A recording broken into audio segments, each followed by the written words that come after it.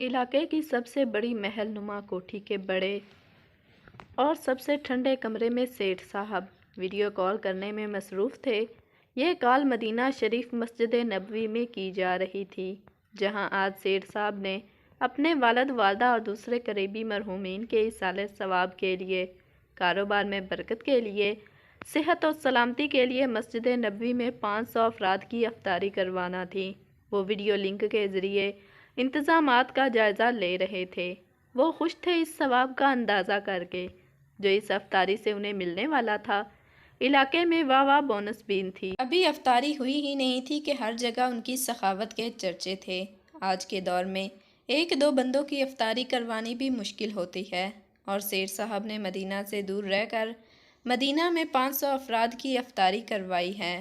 ماشاءاللہ جی ماشاءاللہ۔ بڑی سی کوٹھی سے 2 فرلانگ کے فاصلے پر مٹی پتھر گارے اور لکڑی سے بنے بے ہنگم مکان کے اونچے نیچے صحن میں بیٹھی اماں جنتیں افطاری کا سامان تیار کر رہی تھیں۔ کھجور مہنگی تھی تو اس کی جگہ پرانا گڑ رکھا تھا جو سال کے سال مظفر گڑھ سے آتا تھا اور اماں محفوظ کر لیا کرتی تھیں۔ اس کے علاوہ تخم ملنگا ملے پانی میں لیموں کی جگہ نمک ذرا زیادہ کر دیا تھا۔ فاضل چچا پاس ہی چلنگا پار چارپائی میں بیٹھا تقریباً 10ویں بار پوچھ رہا تھا پانی ٹھنڈا ہوا کہ نہیں۔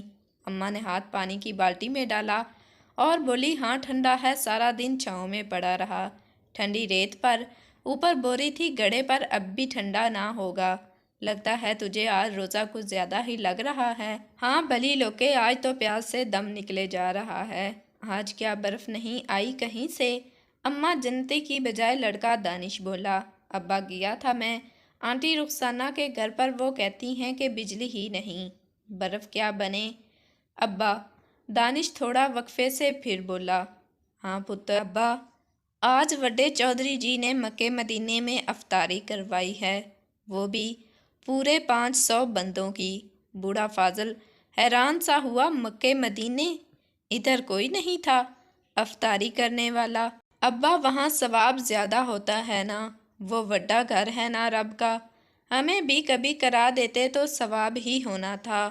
بوڑھے فاضل نے حسرت سے کہا، برف ہی دے دیتے تو۔ ہائے ہائے، دانش کے ابا کچھ خوف خدا کر۔ بوڑھی جنتیں بولی، پر ابا ادھر ثواب کم ہوتا ہے نا؟ دانش بھولے پن سے بولا، پتہ نہیں پتر، یہ تو ثواب دینے والا جانے، مولوی صاحب تو کہتے ہیں کہ قریب والے کا حق زیادہ ہوتا ہے۔